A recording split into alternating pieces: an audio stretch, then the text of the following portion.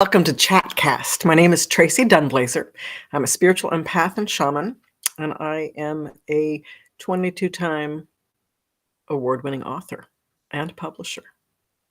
So now that you know a little about me, I want to know a little about you. Today we are talking about everyday leadership. What does that mean, everyday leadership? You see on social media people talking about sheeple and people who are followers and can't think for themselves, but that's a bunch of bullshit. Everybody at some point in their lives, in the course of their day, has an opportunity to show leadership, to be a leader. And a leader is a person who is an example to others about how to do it, how to be a good person, how to be successful, how to be funny, how to be joyful, how to be charismatic, how to make the hard decisions, right? There's a lot of ways that we show leadership by being who we are, by being authentic. And whatever our personal authenticity is, whatever our spirit, our soul presents to us, that is what is truly who we are.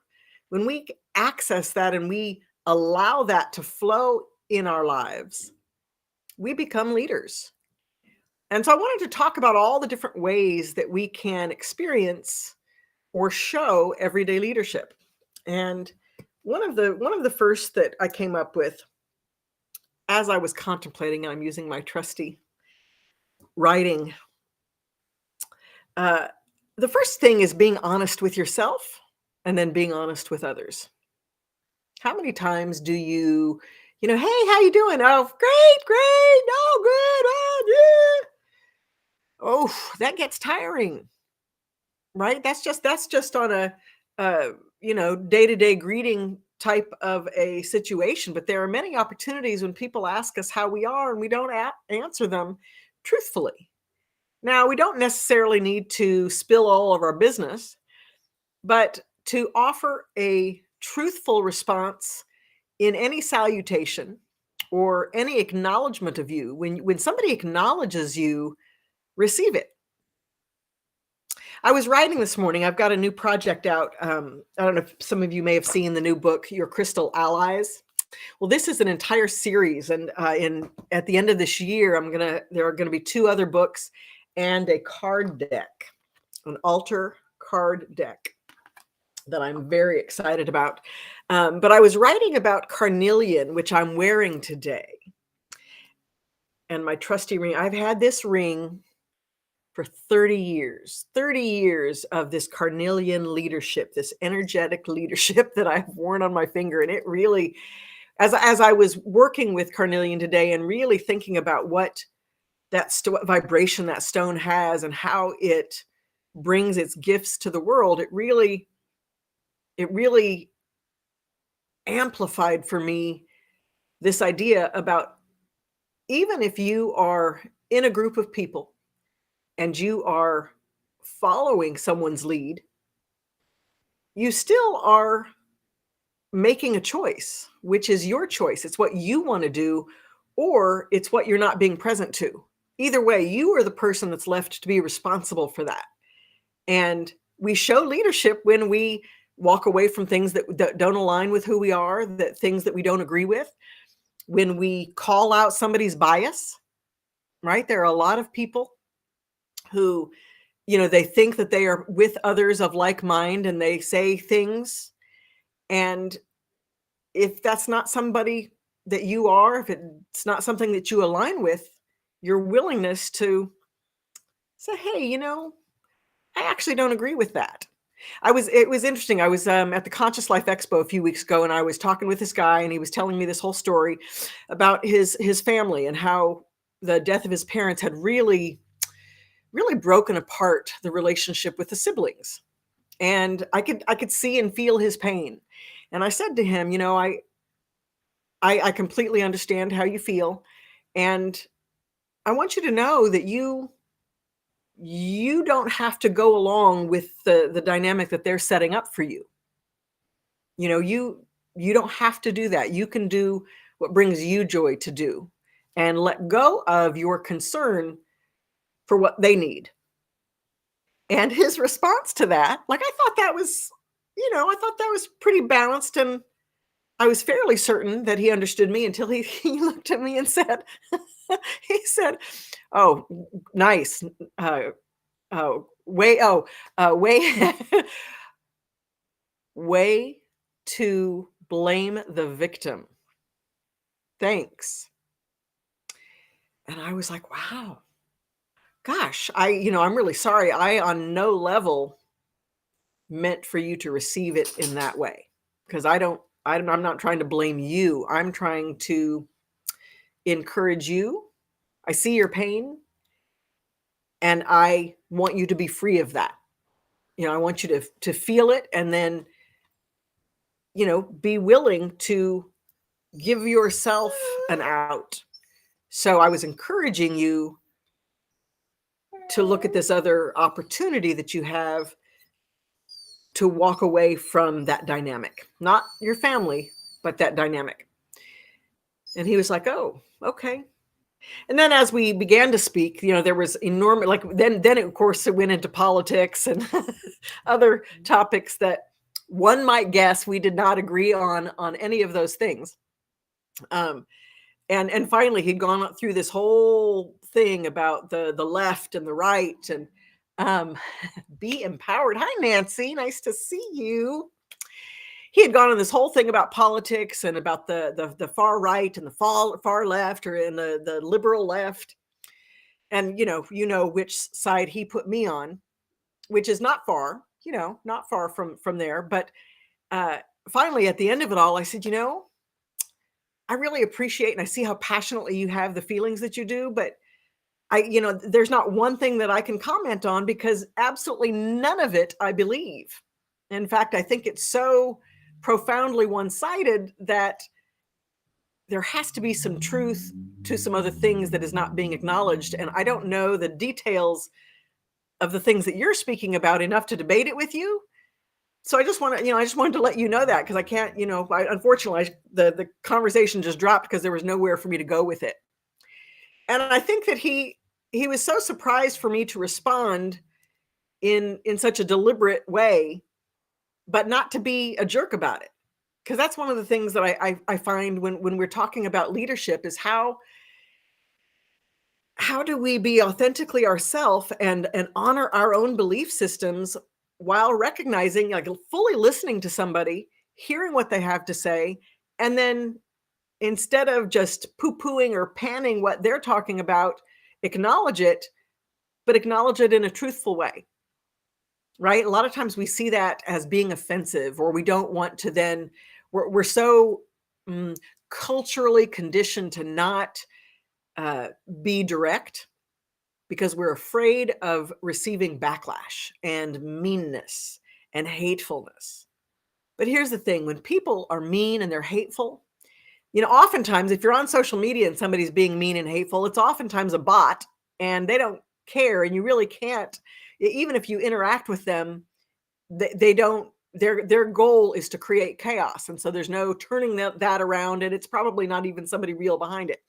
However, I have definitely had interactions with people on social media and directly with people who, if somebody is mean or hard or harsh or hurt, they're experiencing pain that they're not grieved. They have ungrieved pain. They want to be heard, and they're screaming loudly and being one-sided because they do not feel like they are heard, and they're not being acknowledged in their environment, and sometimes in the conversation with you. So that is your opportunity to embrace that, hear them out, and then tell them how you feel about what they've said or what you think of that. You know, Giving yourself the permission to be compassionate of somebody's anger or their pain or their meanness doesn't mean that you're taking it on. It doesn't mean that you are tolerating it. Well, that's the wrong word. That does mean that you're tolerating it. But what I what I mean by that is, it doesn't mean that you are dishonoring your own point of view, right? You show somebody care and compassion when you honor their point of view by hearing them. You don't have to agree with it, and it doesn't mean that it's right or wrong. It doesn't mean anything. It just means that you are creating space for an opening to find a common ground with someone whom before you listen to them, that common ground didn't exist. So uh, I am, as you know, in these chat cats, I'm always excited to hear about people's responses, your own experiences. So lay them out in the comments if you have them. I want to hear about them. Another way that we show everyday leadership is to make the hard decisions that include more than just you. Isn't that always interesting? How do you make it? If you have to make a decision about uh, the right thing to do in a situation, being honest, being truthful, um, being truthful about wanting something or not wanting something. You know what I mean? But your willingness to uh, give your point of view. Yes. Nancy says it's all about recognizing someone else's pain. And it absolutely is about recognizing somebody else's pain. We just want to be heard. We want to be seen for who we are, regardless of what your opinion or what you think people think about you. Because, 9 times out of 10, we think that people think of us in a particular way, and we don't really know how they think of us, you know, and additionally, they don't know how we truly feel. That's number one thing on social media. When you create these relationships with people where you feel like you know them, because you can see their value systems being eked out graphic by graphic or statement by statement. So you get this sense of who they are, but it's not all that they are. And when you allow yourself to be empathetic and to do what is uncomfortable for you to do, but is better for the whole, for the group of people involved, for all the people involved, for the discussion at hand, whatever it is, when you allow that, it creates a whole other flow of energy, not just in that relationship or that situation, but it actually brings a whole other flow of energy to your life and to everything else that you're doing in your life. So that's something that's really important. Like, what's the payoff? I know people want to go like, what is the payoff? What do I get? Because we are all, fairly selfish people. So that's what you get. The more you flow in a situation, the more flow comes to you to do a lot of different things. Hi, Anthony. Nice to see you. Yes, he says it all makes sense and falls into place with his siblings. Siblings, man, that's that's all I gotta say. Siblings, man. It is hard sometimes to I suffer from that as well. Really having compassion for the condition somebody is in, and what they can't help themselves but to respond to you in a particular way. It was interesting. I had multiple March 1st astrologically has there's a whole shift. There's a whole new energy. Mars and Venus and Chiron, which is the asteroid of what is it? The asteroid of the wounded healer. But it's the divine feminine, divine masculine expressing itself through the wounded heart, which is the open heart. And when you in March, there was this whole awakening, this whole energetic shift that really took place, that is putting all of us in some way in a position to really look at ourselves from past and to walk forward from it. Looking at it as something that is truly over, and it's like creating a pattern or a dynamic or a habit that we can move on from and do something different now. Like, we're freed from old habits and behaviors. Whoa, thank God.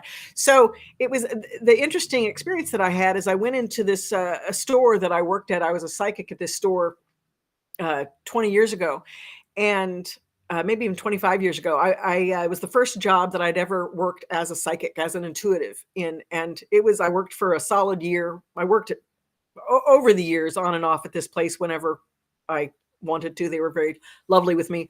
But I realized that I'd had this long relationship with people who they certainly aren't loyal. They're not loyal to me.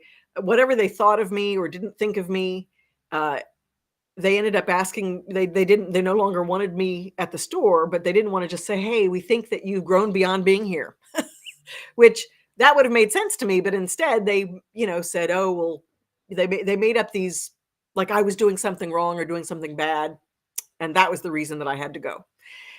The whole point, that's a long way around to get to the place that I went into that store and I ran into a guy who used to work there, or actually not used to, he still works there.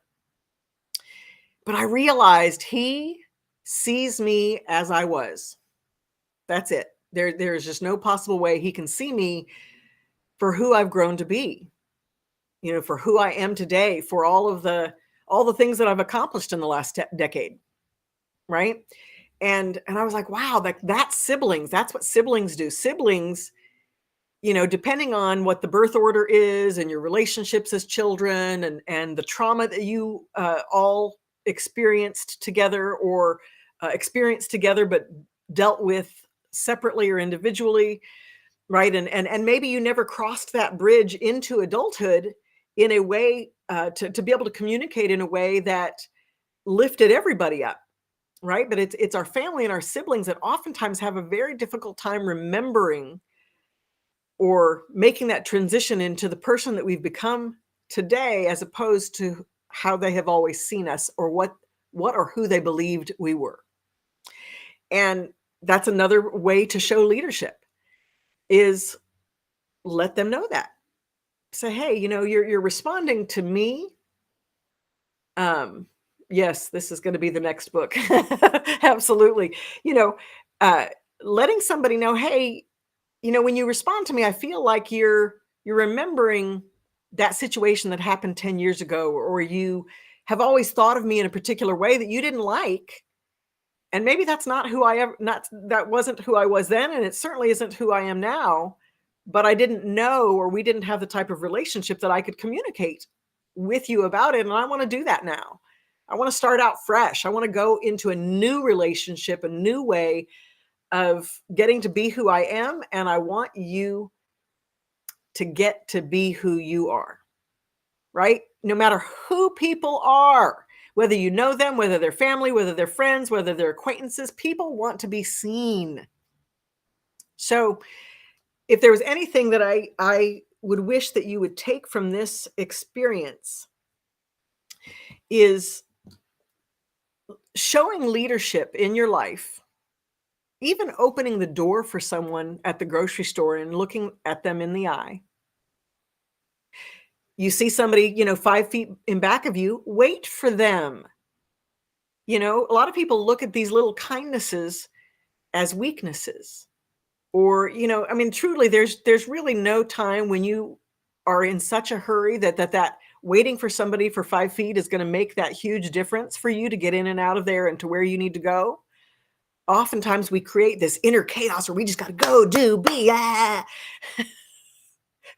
we create this whole thing and we don't have to. We can show ourselves some compassion. We can take a deep breath and we can wake that extra 5 feet holding the door for somebody and show them a little kindness, show them a little leadership, show them how it's done. Give them the opportunity to, oh, okay. Yeah, I can do that. Not right now, but I can do it. Right? So these are the ways in which I am challenging myself to show leadership in my everyday life. And they're certainly the ways that I hope for you that you will start acknowledging your own ability to be a leader, to be the authority of yourself, your own mastery, and in your relationships with other people, to create a relationship that can prosper and evolve rather than be shut down and then be this big obstacle that sits there and makes everybody move around it. Anyway, so if anybody has any questions, now would be that time. Yes. Nancy says, energy is contagious. Make it good. And that is so true. There just a little bit of joy or a little bit of compassion for somebody, just it's like, yeah, I remember that shit is not all bad. Things are not all that bad. When bad things happen, it can be fertilizer. So, hi, Ruthie. Nice to see you. If nobody has any questions, I am so glad that you hung in with me today. And that's it. I'm just so grateful that we get this opportunity. I just as a little side note, I've been thinking. I used to do my chat cast every day at noon. That was kind of a family legacy that I wanted to carry on, but it doesn't really seem to work for people. And this time, 1 o'clock seemed to really work. So let me know. You can shoot me a line, comment here, but let me know time of day. If you were to tune in every single Friday, what time would be good for you to do that?